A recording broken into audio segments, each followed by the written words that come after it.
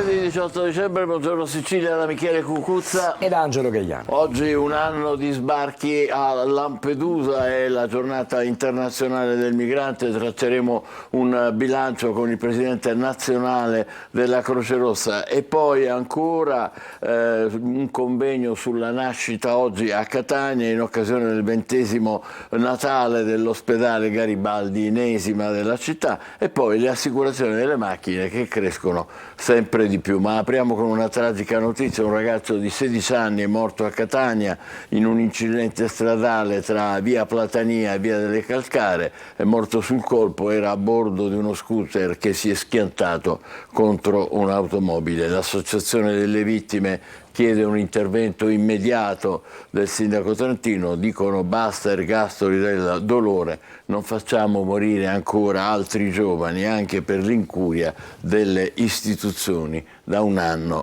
anni assenti. Un ragazzo di 16 anni morto in scooter a Catania. Dopo lo scontro istituzionale tra Roma e Palermo su dove prendere i soldi per il ponte, il ministro Salvini torna a parlare della importante infrastruttura che definisce opera emblema dell'ingegneria italiana, e sul parco di Atreju, dove è intervenuto, non sono mancate le frecciate a Landini. Tra le polemiche per le coperture finanziarie sulle quote di compartecipazione della regione che stavano per sfociare in uno scontro istituzionale tra Roma e Palermo e le rassicurazioni sui cantieri propedeutici al ponte sullo Stretto, scende di nuovo in campo uno dei diretti interessati, il ministro delle infrastrutture Matteo Salvini. Sul palco di Atreju, la kermesse di Fratelli d'Italia, il leader leghista si sofferma sull'importanza strategica dell'opera che definisce emblema dell'ingegneria italiana. C'è un ponte che dovrà rendere giustizia a milioni di siciliani che potranno essere collegati col resto d'Italia e il resto d'Europa, che creerà decine di migliaia di posti di lavoro, che sarà l'emblema dell'ingegneria italiana nel mondo, perché io da ministro in questo anno ho trovato ingegneri italiani straordinari in giro per il mondo che lavorano in Giappone, in Turchia, negli Stati Uniti. Gli ingegneri italiani sono i migliori al mondo, riportiamoli in Italia a progettare. E non mancano le frecciatine al segretario della CGIL Landini. Quando Landini ha detto non bisogna fare il ponte sullo Stretto di Messina, io mi sono impegnato a lavorare un'ora in più, perché unire il paese è un dovere di questo governo, da nord a sud. Movida finalmente blindata a Palermo, le forze di polizia presidiano le zone a rischio, i controlli saranno intensificati anche nei prossimi weekend. Intanto davanti allo Zen una casa è stata bersagliata con 14 colpi di pistola. Seconda notte di controlli interforze nel centro di Palermo. I quartieri e le vie della Movida sono stati cinti d'assedio dalle forze dell'ordine. Polizia fino alle 2:30 del mattino in via Isidoro Lalomia, la strada della Movida parallela alla centralissima via Libertà. Polizia anche in via Pasquale Calvi, l'altra strada che va verso il centro residenziale e dove è avvenuta la rissa di 2 notti fa di fronte alla discoteca Anno 3. Carabinieri e Guardia di Finanza invece fra Piazza Sant'Anna, teatro di almeno altre 3 risse nelle scorse settimane, e la zona della cosiddetta Movida interna. È stata una replica dei controlli della notte e del pomeriggio precedenti, durante i quali erano state complessivamente identificate 121 persone, di cui 7 con precedenti penali, e controllati 84 veicoli, ma anche elevate sanzioni per un importo complessivo di oltre 35.000 euro. 2 rappresentanti legali di altrettanti locali erano stati denunciati a piede libero per omessa visita medica di 7 dipendenti e per gli impianti di videosorveglianza privi di autorizzazione, nonché per la valutazione dei rischi priva dei requisiti minimi. Altri controlli sono stati effettuati unitamente al personale dell'ASP e alla Polizia Municipale, con la contestazione di violazioni riguardanti la somministrazione di alimenti e bevande, con il conseguente sequestro amministrativo del locale, mancanza di requisiti strutturali, mancanza di registrazione sanitaria. Intanto 14 colpi d'arma da fuoco sono stati esplosi contro l'abitazione di Salvatore Spina in via Costante a Girardengo allo Zen. In casa c'era lui, ma c'era anche tutta la sua famiglia, e solo per un caso non ci sono feriti. A ottobre, nella medesima via, colpi d'arma da fuoco erano stati esplosi anche contro l'abitazione di un detenuto agli arresti domiciliari. Corsa ai regali a pochi giorni dal Natale, sentiamo i catanesi nelle strade dello shopping. Diamo un'occhiata ai quotidiani di oggi con Angelo Gagliano. Allora, cominciamo con la prima della Sicilia di Catania, le notizie, la manovra all'Ars con le verità nascoste, così scrive il quotidiano La Sicilia. Turismo ed enti, ecco i fondi a pioggia, imprese dimezzati 100 milioni per chi assume, giovedì ci sarà il voto, la trattativa continua con le opposizioni e intanto invece dall'altra parte c'è la fotonotizia con Melagnez, il riferimento chiaramente agli attacchi fatti da Meloni al termine della kermesse di Atreio, finale col botto, come dice il quotidiano La Sicilia, la Premier sulla finta beneficenza di Ferragni, Fedez e queste sarebbero le sue priorità, insomma il virgolettato ovviamente del marito della Ferragni. E poi ancora leggiamo qualche altra notizia sul quotidiano La Sicilia, sulle prime pagine, abbiamo già parlato, scooterista morto e adesso le associazioni accusano. Poi a Mascalucia alle 2 di notte faceva lo stalker, quello che faceva sempre, citofonava alla ex, quindi la disturbava e è finito alla fine in carcere. Queste le notizie diciamo dalla prima, ma intanto andiamo a vedere cosa scrive all'interno il quotidiano di Catania. Manovra, le verità nascoste fra le righe e anche le tabelle, dimezzati i 100 milioni alle imprese che assumono, contributi, il turismo fa la parte del leone, ecco a chi vanno, appello delle colombe della Democrazia Cristiana e della Lega alle opposizioni, lavoriamo insieme in aula col tesoretto di 50 milioni aggiuntivi. Questo è quello che stamattina si scrive a proposito della politica regionale e della finanziaria. Siamo alla notizia che abbiamo visto prima a Mascalucia, tenta per l'ennesima volta una incursione a casa della ex, il 37enne, aveva il braccialetto elettronico e anche il divieto di avvicinarsi. Nonostante tutti gli avvertimenti, alle 2 di notte ha cominciato a suonare al citofono della donna che ha chiamato poi il 112 e quindi insomma è stato alla fine arrestato. Adesso la pagina dedicata alla città, alla provincia di Catania del quotidiano La Sicilia. Troppe vite spezzate sulle strade, questa è la denuncia dopo la morte di un sedicenne che è avvenuta la notte di martedì scorso a San Cristoforo. L'associazione delle vittime della strada e Sicilia Risvegli scrivono al sindaco: si muore anche per l'incuria delle istituzioni, e quindi si chiede un intervento forte anche al primo cittadino. Poi c'è una notizia che riguarda i controlli che riguardano la Movida a Catania, sono controlli interforze, centro storico più affollato, rafforzati i presidi delle forze dell'ordine, sequestrate 6 auto e anche moto per guida senza patente, multe a 4 automobilisti per sosta irregolare in piazza Federico di Svevia. Siamo in pieno centro città. E adesso invece, sempre con la Sicilia, si parla di migranti, ne parleremo più avanti anche noi, ma intanto sono in salita i negoziati, l'Italia chiede regole definitive, Bruxelles scatta il conto alla rovescia per chiudere entro fine anno l'accordo sul patto ovviamente di stabilità. Questa è la situazione della Sicilia, che lasciamo per andare a vedere il giornale di Sicilia. La prima pagina, un tesoretto per 5.000 posti. E vediamo di capire di cosa si tratta. In finanziaria i contributi alle imprese che parteciperanno al bando pubblico, 30.000 euro in 3 anni per ogni assunzione a titolo definitivo, un bonus in più per i cervelli di ritorno. Il budget originario da 100 milioni è stato dimezzato, l'assessore inevitabile servirà il via libera anche dell'Unione Europea e dunque prevediamo di partire già a giugno. E poi Meloni, la politica nazionale, attacca tutti, dal PD a Conti anche a Ferragni. E poi sulla manovra nazionale Tajani lancia la proposta per prorogare il super bonus che torna sempre comunque in primo piano. Un paio di notizie di cronaca: diplomi facili, il PM rinvia 30 persone a giudizio, e poi ancora controlli a raffica, l'abbiamo sentito nel servizio in via La Lumia, stretta per la mala movida in zona del Politeama. C'è stato un avvertimento allo Zen, 14 pistolettate contro una casa. E ancora, visto che lunedì c'è un qualche richiamo anche che riguarda lo sport, il Palermo si è rilanciato, ora 2 scontri diretti per puntare in alto. Per lo sport e il calcio nazionale, doppietta alla Lazio, l'Inter allunga, Trapani scatenato, 8 gol alla Gioiese, ma siamo in Serie D. Visto che ci stiamo parlando anche di sport, ci occupiamo anche del Catania, che stasera è atteso dalla sfida con il Sorrento al Massimino, un Massimino che con ogni probabilità sarà a porte chiuse. I rossazzurri devono cancellare un periodo di mancati successi. Il TAR è atteso questa mattina con una pronuncia di sospensiva, quella che ha chiesto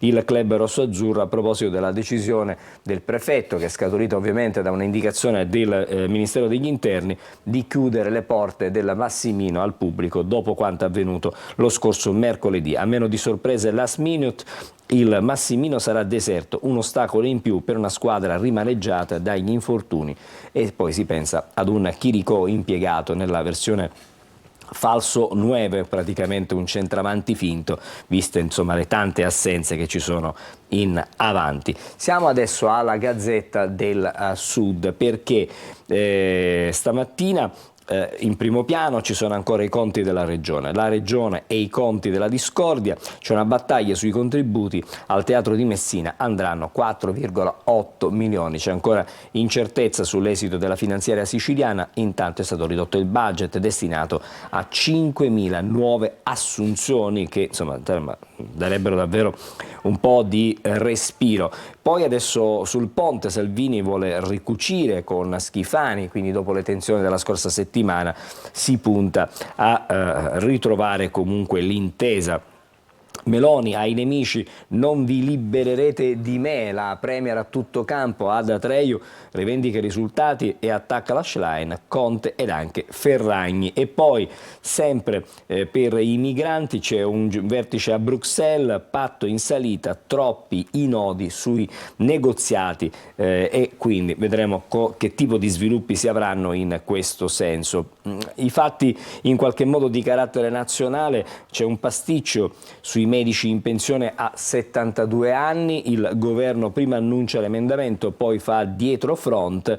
E ancora, vedete, ci sono un paio di notizie di cronaca. A Montalbano e Elicona salvati 2 ragazzi dispersi nel bosco di Malabotta, e ancora da lì ritrovato in Francia il pensionato 61enne che era scomparso ormai da giorni, quindi era arrivato sino in Francia. Allora approfondiamo, visto che abbiamo forse un minuto ancora, stamattina con la rassegna, le vicende che riguardano la nostra regione. Dimezzato il fondo per i neoassunti, sul piatto solo 50 milioni, sono previsti contratti a tempo indeterminato per 5.000 giovani, ma dopo giugno del 2024, e le imprese dovranno partecipare al bando. 10.000 euro l'anno il contributo previsto dalla regione siciliana. Ci sono dei precisi paletti che quindi vanno assolutamente rispettati. E sulla vicenda ponte, Salvini vuole ricucire con Schifani. Il ponte non è un'opera a sé stante, secondo il ministro dei trasporti fa parte di un sistema di infrastrutture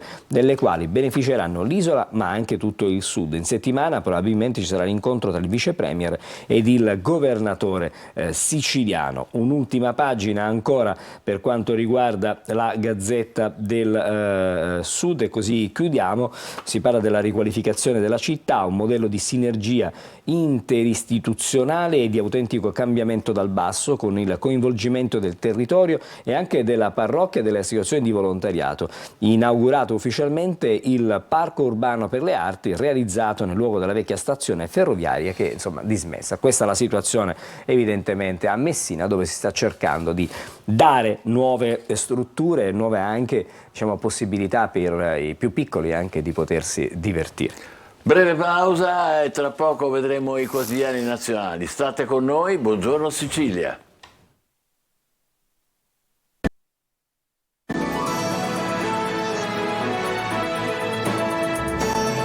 Buongiorno Sicilia, adesso è il momento della rassegna stampa con i quotidiani nazionali. Angelo, vero?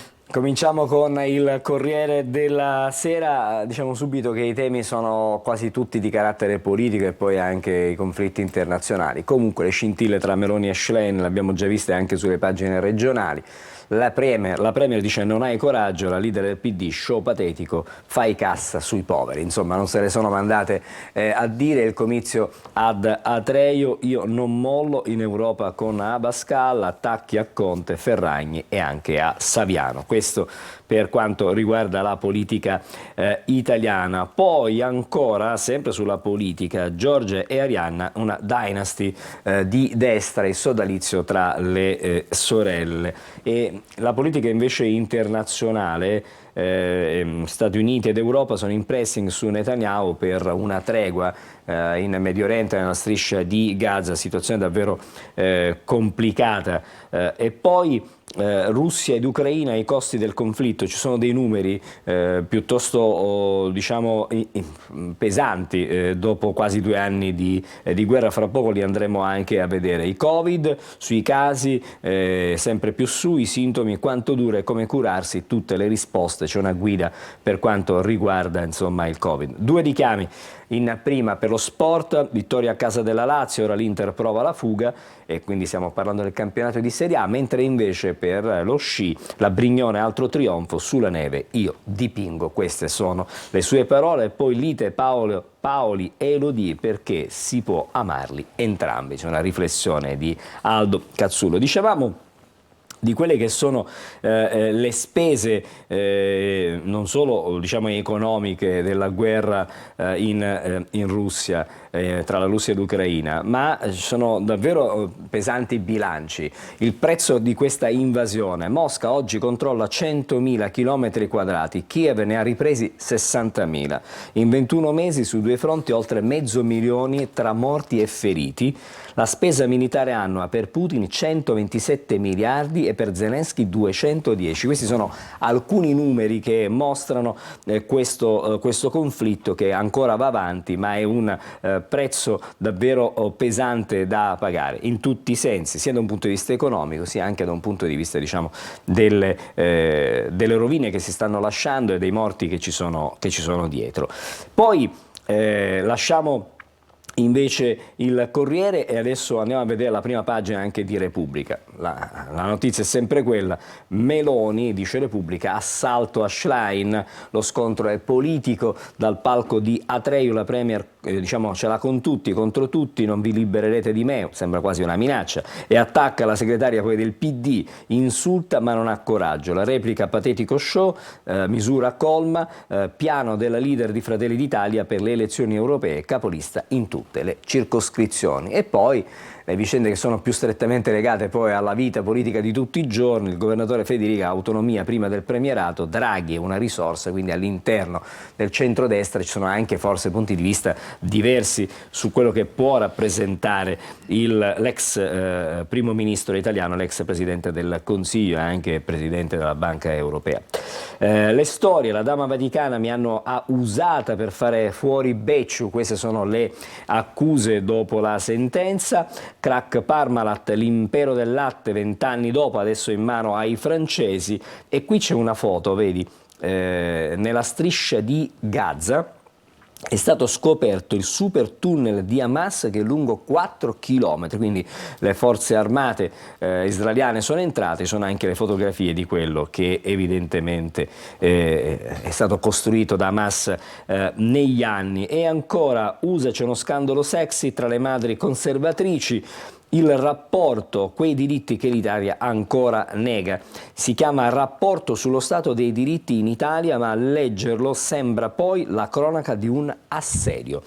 Migrazioni, libertà di espressione, sanità, ambiente, povertà, parità di genere, famiglie omogenitoriali, persone LGBTQ, disabilità, insomma tutta una serie di diritti che nel nostro paese non vengono al momento garantiti. Questa è la prima pagina della Repubblica, adesso c'è la Stampa. siamo monotematici stamattina, Meloni-Schlein alta tensione, la Premier leader PD senza coraggio, la replica ha abbandonato 900.000 famiglie in povertà, ad Atreju il manifesto della Presidente del Consiglio per le europee, nel mirino c'è Conte, Saviano ovviamente e anche la Ferragni come abbiamo detto. Intanto vedete qui Sanchez tradisce la Spagna, intervista al leader di Vox Santiago Abascal che ha parlato anche ad Atreju. Poi ancora c'è uno scontro, non è ancora finita, su quanto riguarda le pensioni di primari a 72 anni, costretto il governo a fare marcia indietro, quindi si continua a discutere ancora su quelle che sono le pensioni dei medici. Ci sono anche, come possiamo vedere, diciamo, una sorta di tabelle che ci riportano ai conti quali potrebbero essere i dipendenti pubblici, personale coinvolto, insomma c'è una sorta, si lavora a una tabella per il taglio delle pensioni. Poi ancora il capolavoro stamattina messo in evidenza, il capolavoro di Brignone, adesso è come Gustavo Teni, il grande campione del nostro sci. Lasciamo la stampa, adesso siamo invece al Fatto Quotidiano. È una notizia che su qualche quotidiano c'è anche, comunque la stampa il Fatto Quotidiano la mette in primo piano. Bavaglio anche sugli ordini d'arresto, un blitz di destra e anche di Italia Viva, vota a scrutinio segreto per fare passare l'emendamento trappola. Si vuole in sostanza il provvedimento, leggiamo ancora, anticronisti ideato dal deputato di Azione Costa per vietare la pubblicazione delle ordinanze di custodia. Il governo è diviso, c'è il via libera di Forza Italia, Lega e Renziani, ma Fratelli d'Italia è contro. Questa è la situazione raccontata dal Fatto Quotidiano. Siamo adesso al Messaggero. Anche qui Meloni-Schlein è uno scontro aperto. La Premier ad Atreju ci contrasteranno con ogni mezzo, anche poco legittimo. Poi punge la leader dei Dem, Conte e Ferragni, replica da sinistra, pensi di più ai poveri. Questi suggerimenti. Covid, picco a Natale, riparte la corsa ai tamponi fai da te sui contagi, soprattutto nel centro Italia, mentre Rezza dice nelle feste proteggere gli anziani. Fotonotizia. Roma e Lazio la grande frenata perché le squadre della capitale ieri hanno perso tutte e due. La Roma è caduta a Bologna, la Lazio in casa contro l'Inter. Il Giornale adesso. La Meloni ne ha per tutti, Giorgia ad Atreju, la Premier risponde agli attacchi di Ferragni, Saviano, Schlein e anche Conte e ora punta alle europee, obiettivo 30% di consensi, insomma numeri piuttosto importanti. Bergoglio è il caso dei giudici promossi a pochi giorni dal verdetto Becciu, con un motu proprio pontificio premiati 2 magistrati, Diddi e Pignatone. E lasciamo anche il Giornale, un'ultima prima pagina adesso da vedere questa mattina è quella del Tempo di Roma alla festa di Atreju. La storia siamo noi. Meloni chiude con orgoglio la convention di Fratelli d'Italia, il PD non ci può dare lezioni.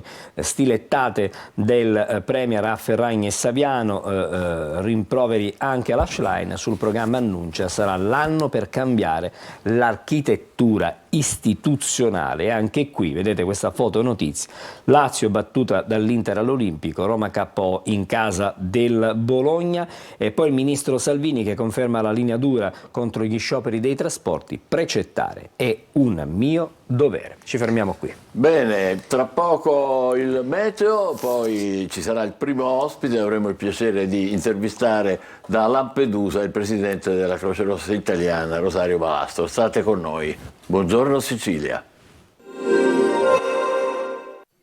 Un saluto e ben ritrovati ad un nuovo appuntamento con Trebi Meteo. La situazione meteo non cambia nell'avvio della nuova settimana sulla nostra penisola. La pressione atmosferica resta alta, garanzia di stabilità e cieli sereni tersi un po' ovunque. Uno sguardo più in dettaglio a cosa ci attenderà sulla Sicilia. Anche qui il sole sarà prevalente, solo un po' di nubi, innocue di passaggio, a tratti anche compatte sull'area orientale, ma non daranno luogo a conseguenti effetti. Soffierà ancora una vivace ventilazione, localmente anche sostenuta, principalmente da est-nord-est. Le temperature massime massime non avranno variazioni degne di nota, saranno nuovamente comprese fra 15 e 17 gradi. Ora uno sguardo a cosa ci attende da martedì. Ebbene, la situazione meteo resta buona, tranquilla, con tempo stabile ed assolato, qualche nube di passaggio possibile ma senza conseguenze. Temperature massime ancora una volta comprese fra 14 e 16 gradi nelle diverse località. Soffierà inoltre ancora un po' di vento. Dettagli maggiori in merito sull'app di Trebi Meteo sul nostro sito web. Abbiamo tagliato le verdure e le abbiamo messe qua. Vuoi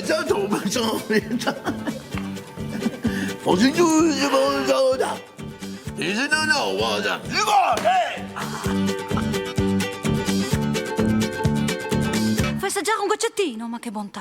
Ma che bontà! Ma che cosa qua? Ma che tutti i giorni su Antenna Sicilia. Questa roba qua! Eccoci di nuovo insieme, un anno di sbarchi, ne parleremo fra poco con il presidente della Croce Rossa italiana, Rosario Valastro, in collegamento da Lampedusa. Oggi è la giornata internazionale dei diritti del migrante. Buongiorno Presidente, come sta? Che programma ha per questa giornata? Molto intenso, vero? Sì, buongiorno a tutti i telespettatori, buongiorno a voi. È una giornata intensa, perché è una giornata in cui vogliamo porre l'accento su quello che è stato l'impegno umanitario della Croce Rossa italiana durante questo 2023. Vogliamo ancora una volta sottolineare l'umanità e la dignità delle persone migranti e anche ringraziare le volontarie e le volontari, gli operatori che si sono succeduti qui dall'1 giugno e anche prima. Mi permetta di ricordare che sono 78.000 le persone migranti accolte dalla Croce Rossa italiana a Contrada Imbriacola, dove lei, con 1.900 sbarchi a partire soltanto dal 1 giugno di quest'anno, che è la data dalla quale la Croce Rossa, cioè voi, avete preso in gestione l'hotspot. Sono cifre impressionanti, Presidente.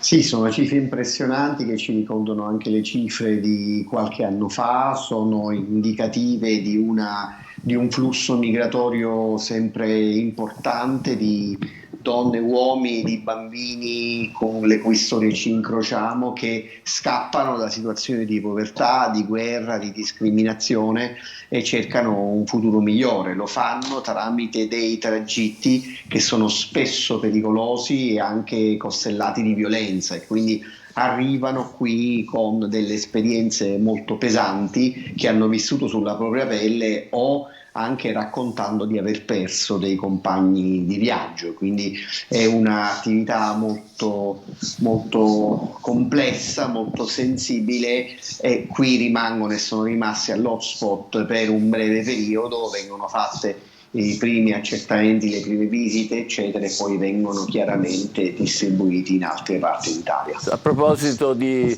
viaggi della disperazione, recentissima l'ultima strage al largo della Libia con 61 morti, e c'è da notare che il premier britannico Sunak l'altro giorno alla festa di Atreo ha detto che proprio lì dove lei, a Lampedusa, sono arrivati il 50% dei migranti quest'anno, e lui ha detto: questa è una realtà non sostenibile, è una realtà immorale, peccato che Sunak non faccia più parte dell'Europa e quindi non può intervenire come Europa, anche se fa un'osservazione, come dire, estremamente concreta, estremamente seria, anche se adesso è partito o sta per partire un progetto italo-britannico, appunto, di collaborazione fra Roma e Londra per il rimpatrio dei volontari.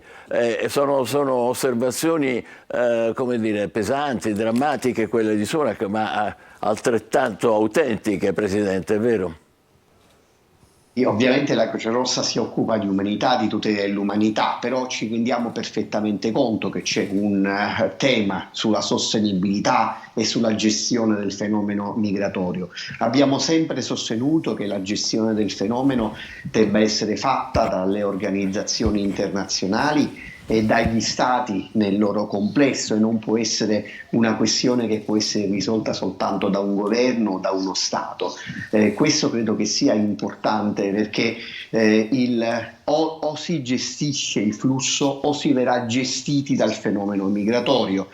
L'Italia dal canto suo ha cercato di assicurare umanità in termini di accoglienza, però è evidente che non può fare nulla nel bloccare da sola quelli che sono i numeri o nel cercare di evitare quelle che sono tragedie del mare. Occorre chiaramente un impegno di tutta la comunità internazionale. Noi quello che importa è cercare di pianificare al meglio il servizio di accoglienza, di evitare ulteriori morti, ulteriori tragedie, e infatti abbiamo già avuto una riunione operativa con il Dipartimento delle Libertà Civili e l'Immigrazione per cercare già da ora di pianificare il 2024. Poi sui numeri chiaramente non abbiamo nessuna contezza, ma sull'organizzazione possiamo fare sempre meglio. Ecco, Presidente Varatro, torniamo a Lampedusa e all'opera preziosa dei suoi collaboratori, i volontari, gli operatori della Croce Rossa italiana. Come si svolge l'attività al centro di prima accoglienza alla Contrada Imbriacola?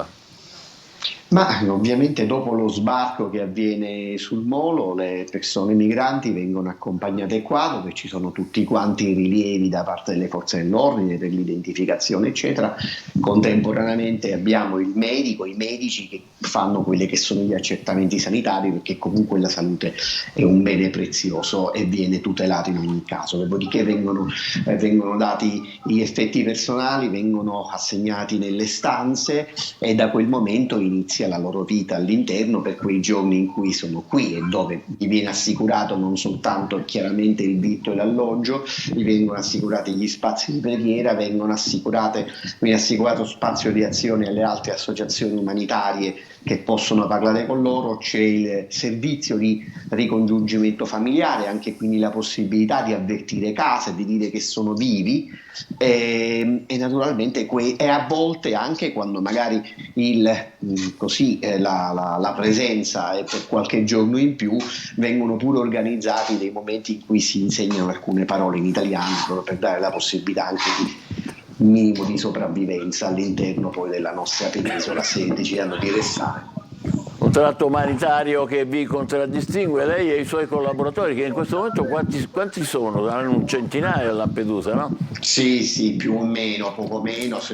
Abbiamo cercato di assicurare sempre un ottimo rapporto fra gli operatori e i volontari presenti con le persone ospiti del centro, perché comunque non si scende a patti con quella che è la qualità del servizio. Questo era il nostro obiettivo sin dall'inizio, quando abbiamo accettato di portare questa iniziativa, questa azione umanitaria, e su questo cerchiamo di andare avanti fino alla fine. E lo fate in maniera veramente encomiabile. Vorrei farle un'ultima domanda, Presidente, se mi consente, anche se lei ha già detto che non è esattamente ciò di cui si occupa prioritariamente, ma è inevitabile che glielo chieda. Oggi c'è un vertice a Bruxelles dell'Europa in cui l'Italia chiederà regole definitive per la questione appunto dei migranti. Quali possono essere, grazie alla sua esperienza, alla vostra importantissima esperienza che voi avete e che viene rilevata a livello internazionale? L'ultimo appunto, ricordo, è stato il premier britannico Sunak. Ma guardi, la Croce Rossa non prende posizioni quando c'è un dibattito politico proprio per mantenere la fiducia di tutti quanti. Ci possono essere tante soluzioni di cui si è discusso anche in passato, la redistribuzione piuttosto che altro, perché poi occorre vedere i numeri del loro complesso europeo e i numeri dei cittadini europei nel loro complesso. Io posso dire quello che facciamo anche noi in collaborazione con le società nazionali di Croce Rossa e Mediterranea Rossa dell'Africa subsahariana, in Gambia, in Mauritania, dove comunque cerchiamo di garantire informazione alle persone che sono in transito da quei paesi, e che all'interno di alcuni safe point si garantisce, abbiamo dei progetti, si garantisce la possibilità di essere rifocillati, anche lì di dire a casa che sono vivi, e li informiamo anche dei pericoli del viaggio, perché comunque questo, come dicevo prima, è un viaggio costellato da vari pericoli, da violenze, e su questo secondo me occorre comunque fare informazione. E poi pensare anche che da sempre l'uomo segue il pane, quindi questo comunque è è una regola per cui nella gestione del fenomeno bisogna tenerla in considerazione, magari anche facendo degli accordi virtuosi con le imprese e con quanti cercano lavoratori, e cercare anche di far arrivare persone e magari formarle.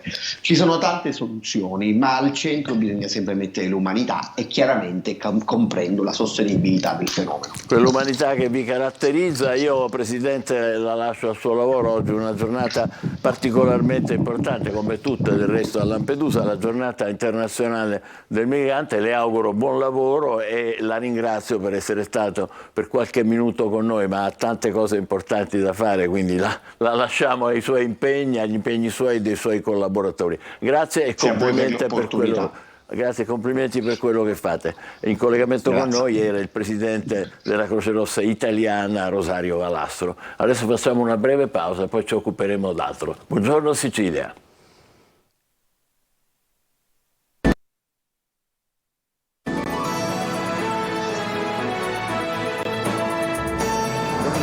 Sicilia, abbiamo il piacere di avere con noi l'assessore regionale all'agricoltura, allo sviluppo rurale e alla pesca mediterranea Luca San Martino. Benvenuto, buongiorno assessore. Recentemente, venerdì, a Catania, la Sicilia ha ottenuto il riconoscimento di Regione Europea della Gastronomia 2025.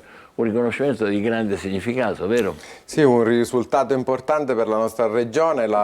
L'IGICAT ha certificato che saremo la regione europea della gastronomia 2025. È lo sforzo di tanti agricoltori, ma soprattutto la storia millenaria della cucina siciliana, che è riuscita a sconfinare oltre i confini nazionali e a conquistare questo riconoscimento, che è figlio e frutto dell'impegno di tutti coloro i quali in questi anni hanno saputo raccontare la terra del gusto, il lifestyle italiano, ma soprattutto le nostre straordinarie materie prime. Infatti lei diceva l'IGCAT è una cosa internazionale, una cosa europea, non è soltanto un riconoscimento italiano, che si sa, la Sicilia insomma, è terra della gastronomia, tra le altre cose.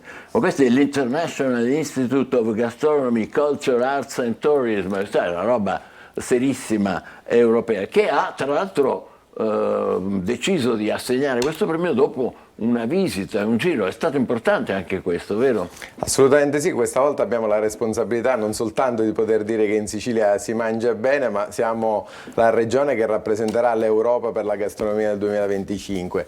Il gran giurì dell'IGICAT e quindi della Commissione europea ha ricevuto il nostro dossier, l'ha approfondito, ma soprattutto è venuto qui nei luoghi dove i nostri prodotti vengono lavorati, dove le nostre mani sapienti le sanno trasformare, prima di decidere se consegnare a noi questo grande riconoscimento. È davvero un grande risultato, siamo la prima regione italiana ad avere raggiunto questo obiettivo e tutti gli occhi d'Europa saranno concentrati qui per questa annualità che può rappresentare un grande volano di crescita e di sviluppo per la Sicilia. Ma non c'è dubbio. Tra l'altro loro, questi della commissione, della giuria che hanno assegnato il premio alla Sicilia come regione europea della gastronomia, hanno incontrato un sacco di persone, investitori anche, decine di investitori, è vero? Sì, hanno incontrato le aziende, hanno incontrato i ristoratori, gli chef, i cuochi, i ragazzi, gli studi alberghieri, hanno incontrato tanti che vogliono investire nella nostra regione, ma che soprattutto guardano con gli occhi di interesse allo sviluppo del turismo sostenibile all'interno delle nostre aree interne e delle nostre coste siciliane. Sono venuti con un gran giurì che ha sbalordito un po' tutti noi, ma che ha soprattutto fatto sbalordire i loro occhi. Sì, perché vi ha sbalorditi? Sbalorditi perché non immaginavamo di ricevere una delegazione così folta e attenta non soltanto al prodotto, ma anche a come venisse lavorato e a tutte le procedure che c'erano dietro ogni grande piatto, ma soprattutto innamorati dei nostri beni monumentali e dei nostri paesaggi. Certo. Allora, assessore, approfittiamone, visto che anche l'ora comincia a essere ottima, non solo per una prima colazione, ma forse anche per uno spuntino per quelli più mattinieri, per ricordare alcune delle eccellenze siciliane che sono state apprezzate in modo particolare, dai vini al cioccolato di Modica, gli alberghi, è vero? Ci dica qualche altro esempio. Ma guardi, la storia conquista della nostra regione ha contaminato per secoli ormai i vari gusti e soprattutto le lavorazioni, dalla pasticceria siciliana a tutto ciò che oggi è il trasformato dei nostri grani antichi, per arrivare al vino e all'olio e al cioccolato Imodi, come ben ricordava, ma anche la straordinaria bellezza di come noi riusciamo a lavorare alcune materie prime.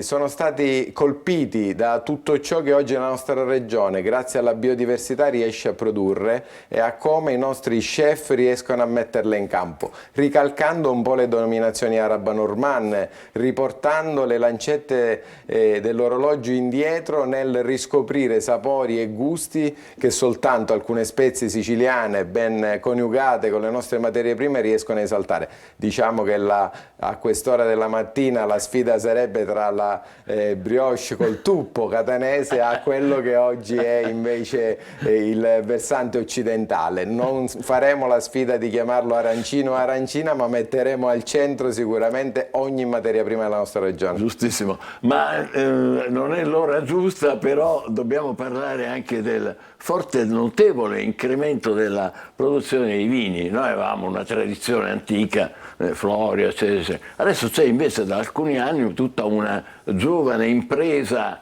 che si è dedicata a questo, e i vini siciliani sono ormai ai livelli altissimi. Sì, i vini siciliani hanno la storia che ben ricordava, ma hanno anche oggi la grande forza del vulcano dell'Etna. La viticoltura nella nostra regione cresce in numeri di valore, cresce in numeri di qualità e cresce alle pendici dell'Etna, dove un fenomeno straordinario nell'ultimo decennio ha trasformato il nostro amato vulcano in una delle terre di produzione più ambite d'Europa, dove nascono vitigni e vini straordinari che oggi vengono premiati sia a livello nazionale che internazionale. Ma avete, o comunque i consorzi di esperti hanno creato una sigla apposita per quelli siciliani, il DOS, vero? Sì, il DOS riunisce tanti consorzi di tutela.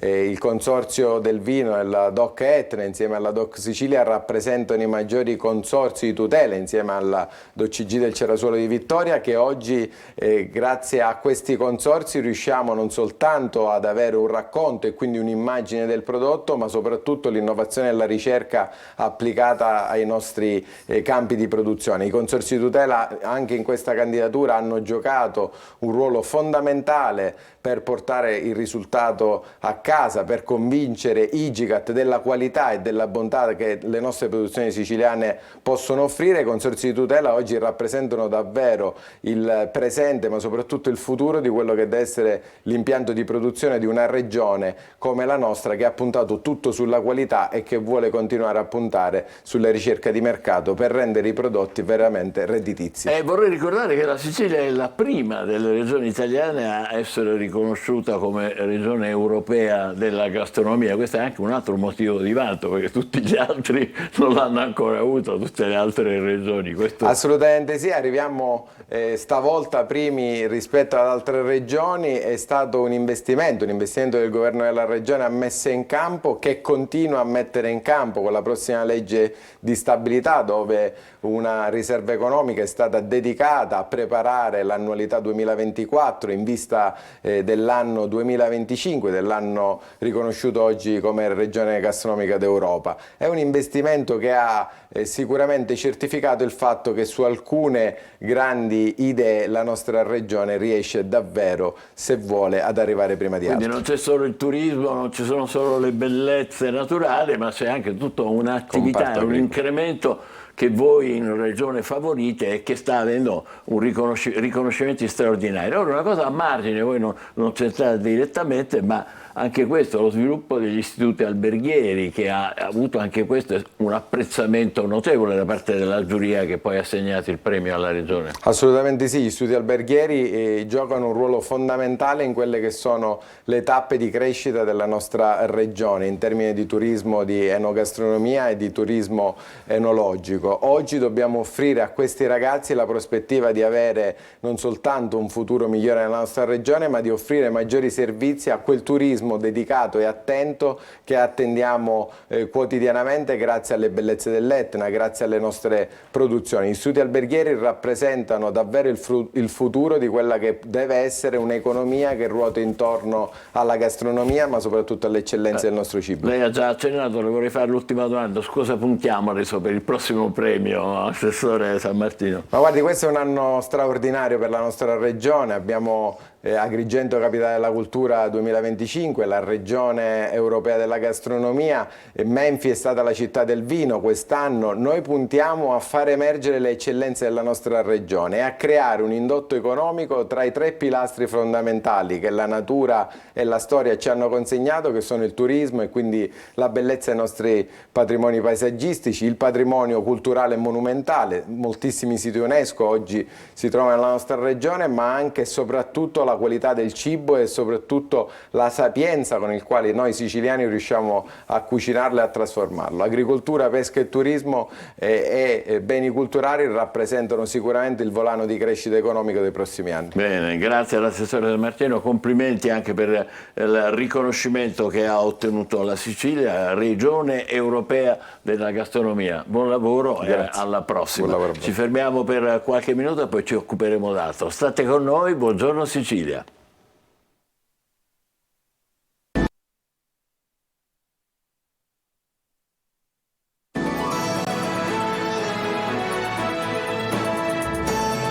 Buongiorno Sicilia, con un convegno al Teatro San Giorgio di Catania sul tema La nascita oggi. Si celebrerà il 20° Natale dell'ospedale Garibaldi Inesima di Catania.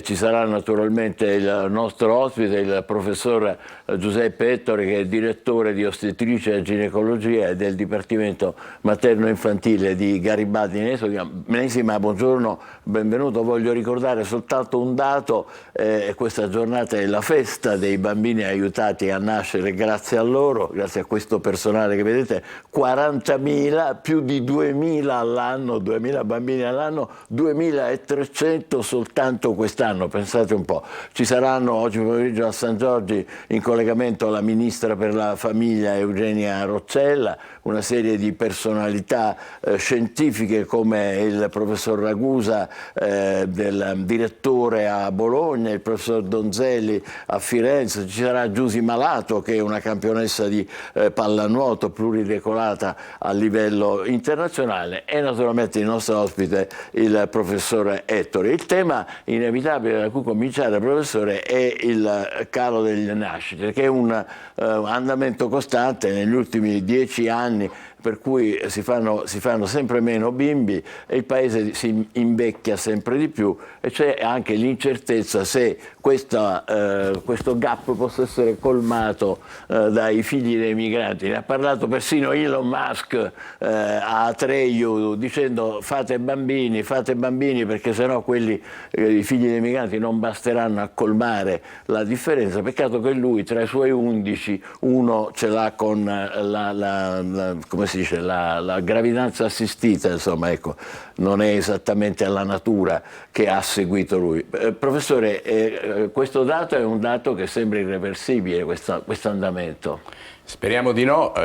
Chiaramente questo fenomeno della denatalità è un fenomeno che ovviamente trae delle cause non solo di natura economica ma anche di natura culturale, quindi è chiaro che sicuramente su questi temi si sta dibattendo molto, anche il governo ne sta dibattendo, però quello che noi abbiamo osservato è che negli ultimi 20 anni c'è un calo progressivo legato a più fattori, ma quello che registriamo noi come professionisti della sanità è che c'è un'età sempre più avanzata a cui arriva la donna alla prima gravidanza, e questo ovviamente arriva al banco di prova poi facendo i conti con la fertilità, che purtroppo poi decresce, e quindi ricorrere poi alle procedure di procreazione medicalmente assistita. Ecco, in ogni caso, diciamo, la nascita è sempre un momento magico, miracoloso, emozionante, dove però anche qui ci sono i pro e i contro. La responsabilità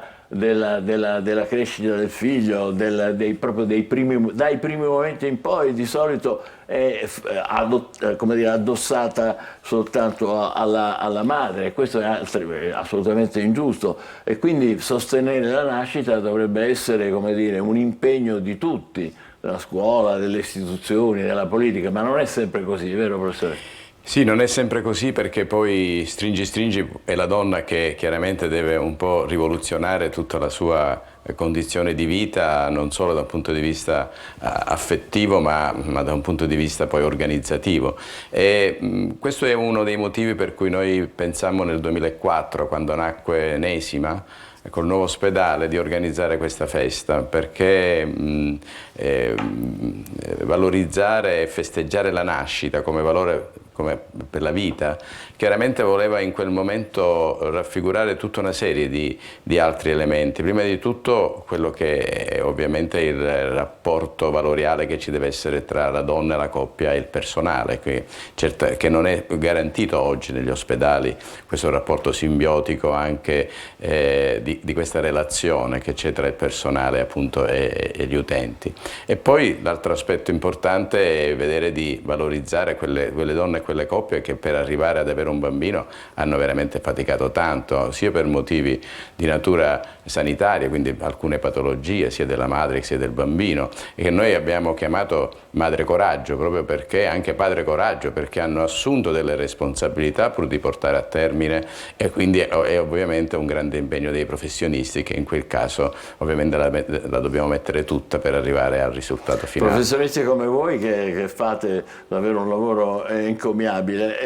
Veniamo al punto, professore. Quanto conta per la donna la prospettiva del parto oggi? Cioè, ha ancora paura il parto? Ci può essere equilibrio tra sicurezza e naturalità del parto? C'è la possibilità? Assolutamente sì, e questo è l'impegno di noi professionisti, perché non possiamo noi trattare il parto come un evento solamente tecnologico, ma dobbiamo ricordare che dove l'umanità, l'umanizzazione, il rapporto simbiotico con la donna deve essere assolutamente messa in atto ogni volta. Quindi il nostro non dobbiamo ridurci a un partificio, noi chiaramente colleghiamo, ogni donna è un caso diverso, ogni coppia è una storia diversa, e quindi l'impegno del personale deve essere quello di stare vicino e supportare questa donna, sia da un punto di vista delle informazioni, della comunicazione, ma anche poi rassicurarla e offrire tutto quello che oggi ci offre la nostra organizzazione, dalla parto-analgesia,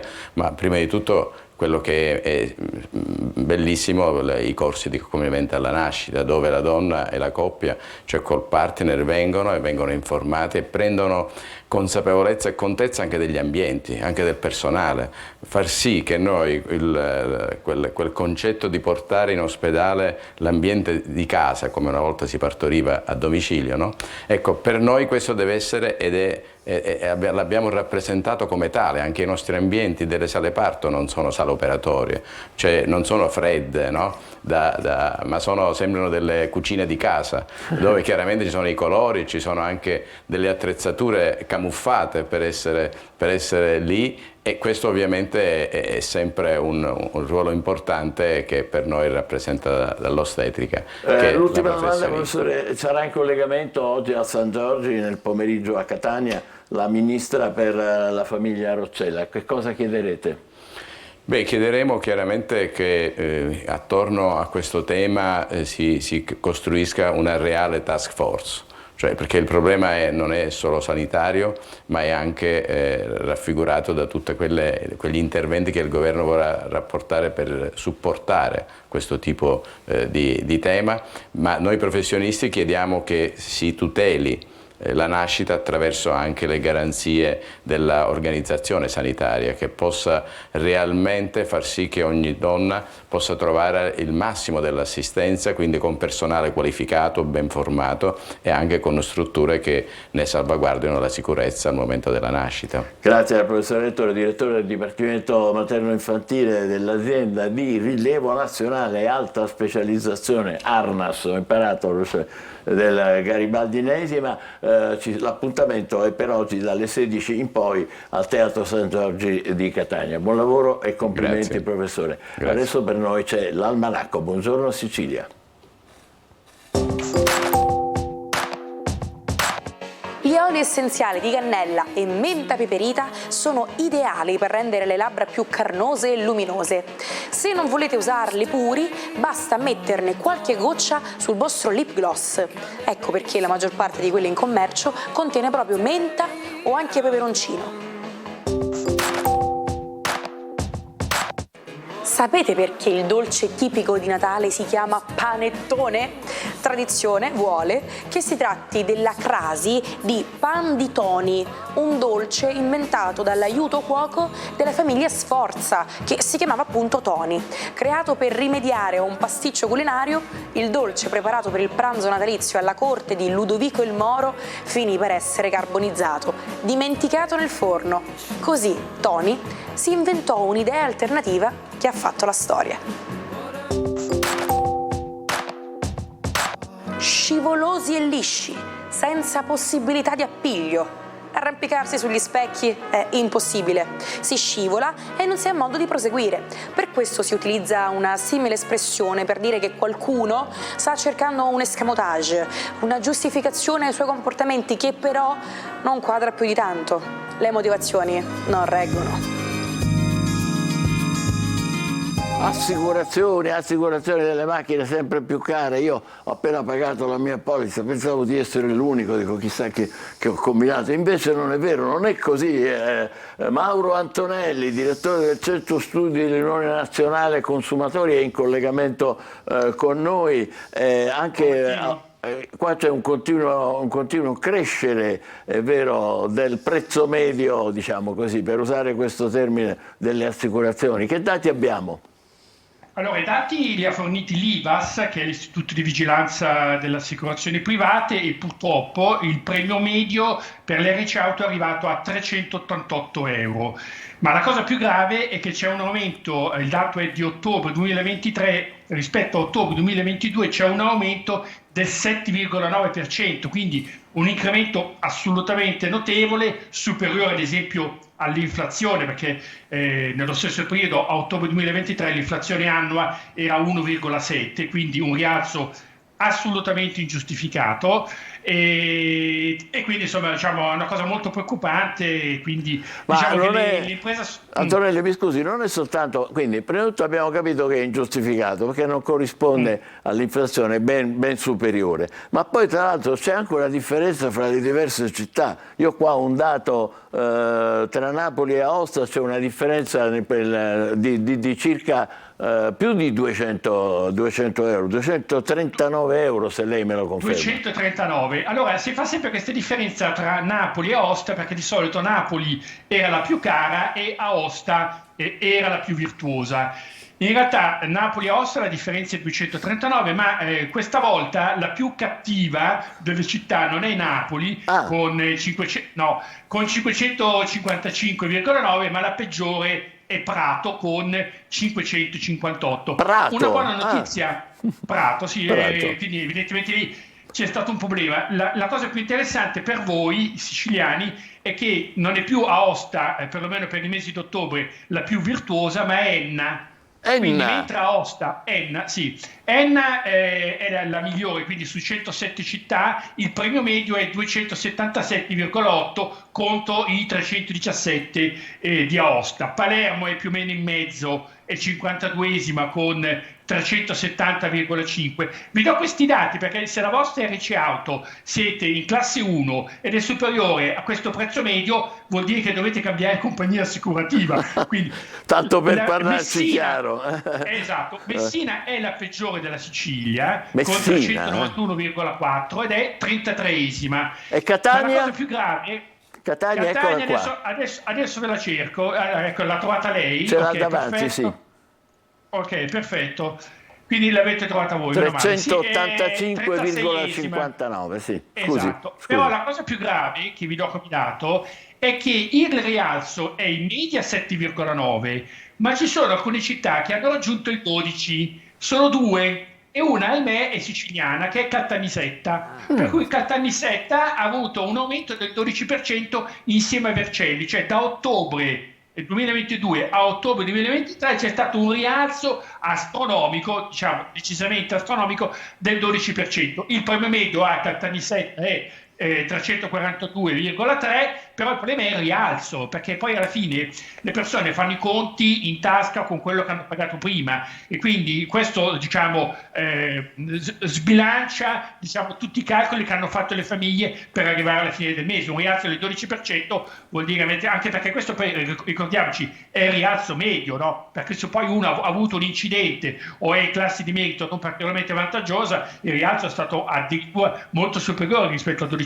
perché il 12% è la famosa media del polo di Triluzza, quindi vuol dire una cosa molto preoccupante per quelli che abitano in quella città. Quindi questi rialzi sono, abbiamo detto, ingiustificati, perché non è che lo diciamo soltanto perché dal punto di vista, come dire, dell'utente ogni rialzo è ingiustificato, ma perché poi effettivamente ci sono questi rialzi senza che uno non ha fatto niente, senza aver fatto facendo gli scongiuri, incidenti o altre cose. Sì. Allora, siccome il mercato dell'auto nuova è andato un attimino, diciamo, non ci sono state le vendite e a quanto pare la gente non avendo i soldi è ritornata a ricomprare l'usato, ecco. Allora le auto usate sono aumentate di valore. Quindi se uno è assicurato con un'auto vecchia si è ritrovato l'aumento dell'RC auto pur non avendo fatto alcun incidente, semplicemente perché qualcuno ha detto che a questo punto le auto vecchie le valutiamo di più.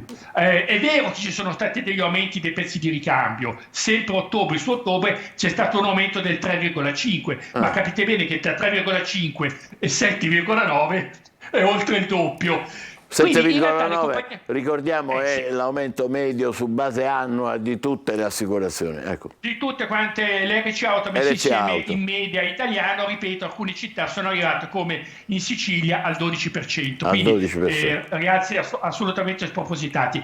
Il punto è che loro hanno deciso di mantenere gli utili che avevano negli anni passati, quando, ricordiamoci, ad esempio durante il lockdown hanno guadagnato miliardi, lo dicevano i dati IVAS, perché le auto erano ferme, c'era il lockdown, nessuno circolava, gli incidenti erano precipitati e si sono tenuti tutti i soldi che avevano guadagnato in più. No, quindi già quello non li hanno mai restituiti. Hai capito, ecco.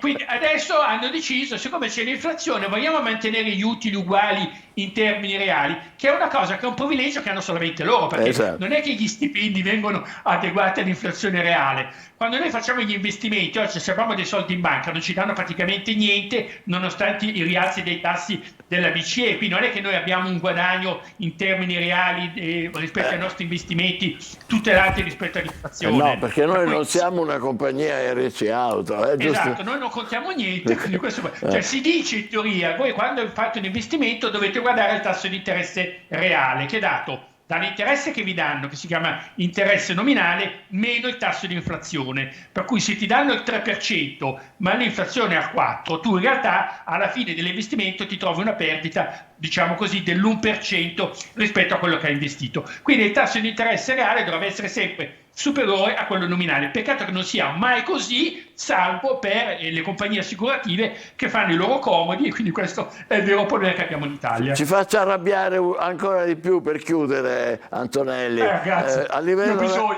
livello nazionale questa stangata a quanto ammonta? Perché è una bella cifra, mi sembra di aver capito. Allora lì si può semplicemente moltiplicare questa differenza, che è circa 28 euro il differenziale, è un po' un'operazione un po' così. Il rialzo è 28,58 euro, lo moltiplicate per i 40 milioni di veicoli assicurati e vi trovate, adesso io non l'ho fatto il calcolo, ma insomma vi trovate quella cifra lì, che sono evidentemente una stangata pazzesca. Quindi il problema è questo, insomma, quindi una cosa sulla quale il governo dovrebbe intervenire. Si stanno facendo modifiche per quanto riguarda le RC auto, prendendo, diciamo, delle direttive europee, ma che in realtà non incidono minimamente sui rialzi effettivi che ci sono stati in questo momento. Che cosa si potrebbe fare? Cambiate compagnia assicurativa. Allora, in realtà l'RC auto è uno dei pochissimi settori dove sono state fatte le famose liberalizzazioni. Ci sono due liberalizzazioni in Italia: le famose lenzuolate Bersani, perché prima tu quando mollavi il mutuo dovevi addirittura pagare la penale alla banca, quindi tu gli pagavi in anticipo i soldi e loro ti dicevano no, mi ridai i soldi, mi devi pagare la penale. Va bene, oggi invece c'è la portabilità del mutuo e la liberalizzazione fatta da Monti con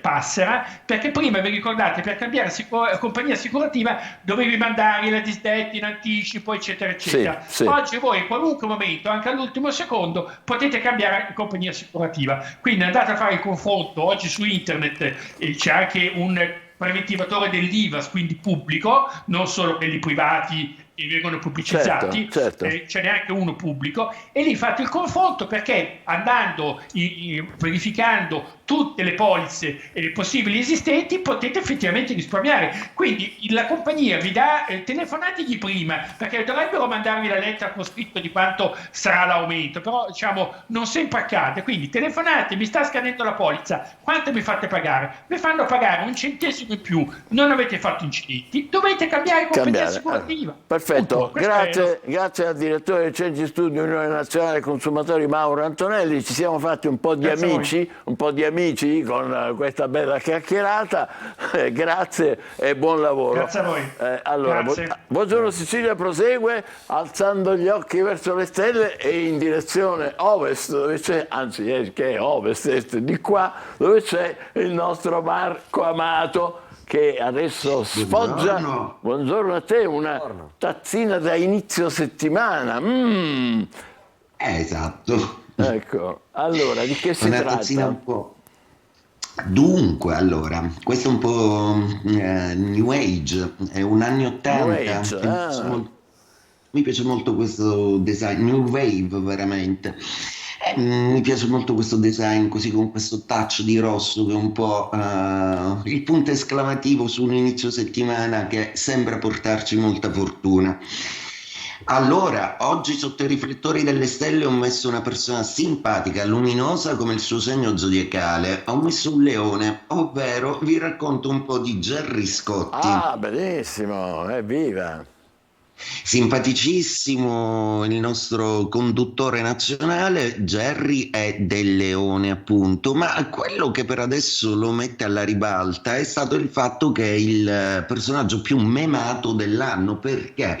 Ecco, Gerry si è travestito un po' da Babbo Natale, proprio perché unendo la sua passione del canto e più la tecnologia e i suoi aiutini ha creato un LP in cui reinterpreta e canta le canzoni natalizie più famose. È Gerry Christmas, divertente, scanzonato, e assolutamente il physique du rôle, come vedete in sovraimpressione, è perfettamente riuscito. Un simpaticissimo, inedito Babbo Natale per quest'anno che ci canterà solo cose belle, come ha premesso lui. Ebbene, il segno del Leone è appunto solare, radiale, e ha questa capacità di essere generoso e di fare ruotare intorno a sé tutti i corpi gravitanti di un sistema solare. Il Leone per sua natura è ha una caratteristica di avere un cuore grande. I leoni sono stati messi a dura prova negli ultimi 2 anni, ma è una risalita che lo spostarsi dei pianeti in Sagittario l'anno nuovo daranno una nuova forza ed energia sia al Leone che ai segni di fuoco.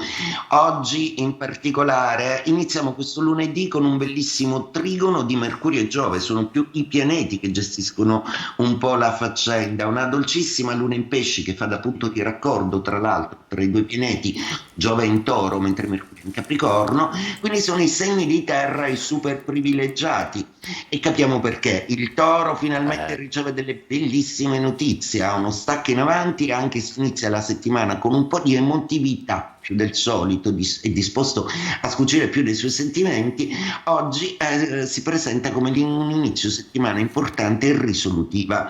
Stesso dicasi per la Vergine, anche se lì la complicanza è molto più strutturata, perché la Vergine deve sistemare sia nel mondo affettivo che nel mondo lavorativo una serie di cose che riuscirà comunque a mettere in ordine grazie anche all'aiuto di un collega e di familiare, perché la compagine affettiva stretta finalmente è dalla sua parte. Capricorno, assolutamente creativo e dinamico, un Capricorno che comunque rinuncia un po' al tempo del lavoro per razionalizzare un po' più gli affetti e per ricreare un po' più diavolo. Il Capricorno è molto morbido, è proprio in apertura in questo periodo zodiacale, quindi beato chi lo conosce, segno anche della resistenza, della tenacia e del lavoro. Se va bene ai terra va bene pure agli acqua, quindi cari Scorpione, Cancro e Pesci, siete assolutamente in pole position pure voi, anche se nel vostro caso giocano ruoli più mentali. Soprattutto la Luna per i Pesci gestisce una visione delle cose che dovrà tenere conto tutta la settimana dei pro e dei contro, mentre invece il Cancro si setta più che altro su accordi familiari e logistica. I Cancro devono decidere dove stare, come e chi e quanto tempo dedicare al lavoro, mentre invece gli Scorpione hanno una visione intuitiva, lucida, chiara e acuta e lungimirante, e soprattutto affettivamente stanno recuperando delle certezze, un po' meno e più rallentati chiaramente sia il fuoco che gli aria. Ariete, Leone e Sagittario godono comunque di un ottimo riavvio affettivo e si preparano tutti a carburare verso delle feste molto importanti sia professionalmente ma soprattutto per il fuoco affettivamente. Gli Aria invece, il Bilancia Acquario, riniziano un po' tutto sia nella vita sentimentale che nel lavoro. Bilancia Acquario in particolare rilanciano fortemente sulle loro possibilità. E detto questo vi auguro un buon inizio settimana e buongiorno Sicilia. Grazie. Buongiorno a te, tanti auguri per la settimana e buon caffè, che invidia questa tazzina design. Prima di darti la parola, sì. Angelo, una notizia dell'ultima ora: la Guardia di Finanza di Palermo ha sequestrato 1 milione di fuochi d'artificio irregolari custoditi in un magazzino che ufficialmente doveva vendere prodotti per casalinghi, ma in realtà poi avevano una vera e propria Santa Barbara scoperta dalle fiamme gialle, 2 tonnellate di materiale esplodente irregolare naturalmente, per cui è stato sequestrato, che risultava tra l'altro stoccato vicino a materiale altamente infiammabile, quindi c'erano pure anche dei rischi. Comunque ci ha pensato la Guardia di Finanza, li ha sequestrati e buonanotte al secchio. C'hai una notizia? Una pillola sugli eccessi di Natale, regali a risparmio ma non per i bambini. L'indagine Istat dice che la spesa più alta è per i giocattoli. I pedagogistici dicono che esagerare fa crescere eterni insoddisfatti. Non c'è dubbio, anche perché non sempre è possibile esagerare. Lo sapevi che il 18 settembre del 1271, questo qua non so come si chiama, Kublai Khan, eccolo qua, questo qui, si proclamò imperatore della Cina, beato lui, nipote di Gengis Khan, noto come il signore... Chi è? È lui. Questa è di dalla tomba. No, il nipote di Gengis Khan, noto come il signore dei Tartari, sarebbe diventato il protagonista del celebre resoconto di viaggio di Marco Polo intitolato Il Milione. Allora, il 18 dicembre del 1859 Don Giovanni Bosco si riunì con 17 giovani di età media intorno ai 20 anni e in una modesta stanzetta dell'oratorio San Francesco di Sales scrissero i loro nomi su un piccolo quaderno, dando vita poi alla congregazione salesiana. Il 18 dicembre del 1865 è un giorno importante da ricordare, non solo per la storia degli Stati Uniti d'America, ma per tutto il pianeta. In quel giorno, infatti, entrò in vigore il 13° emendamento della Costituzione statunitense che aboliva ufficialmente la schiavitù. Il 18 dicembre del 1890 Londra ha inaugurato la prima metropolitana, questa qua, che oggi è la più estesa d'Europa, la seconda al mondo dopo quella di Shanghai.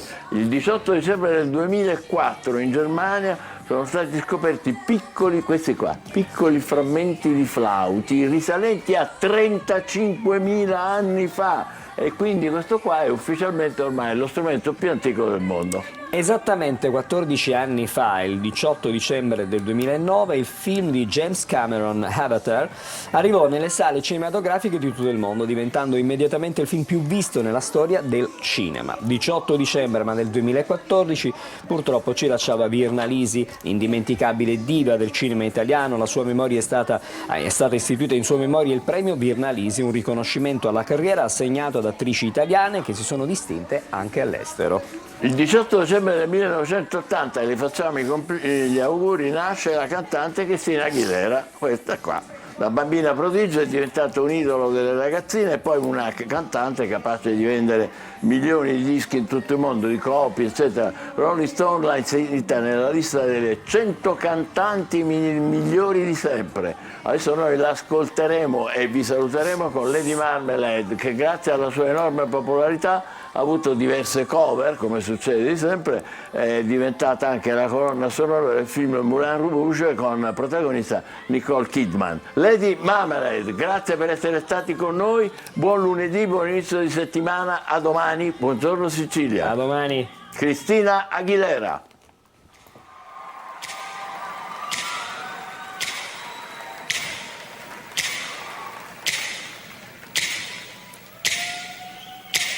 Where's all my soul sisters?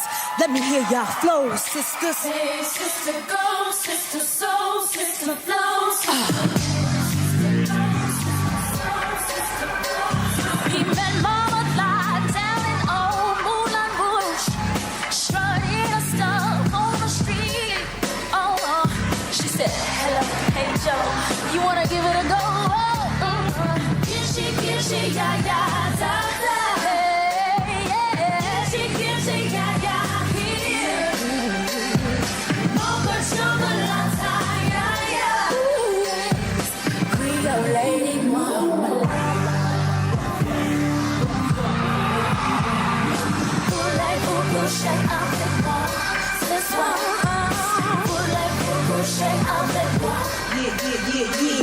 He's standing in a pool while she resting now. Boy, drink all that magnolia wine. All her black satin sheets sways on the free. Gitchy, yeah, yeah, da, da, da, da. Gitchy, yeah, yeah, here, ooh, yeah, yeah. Mocha chocolate, yeah, yeah. Cream lady mama.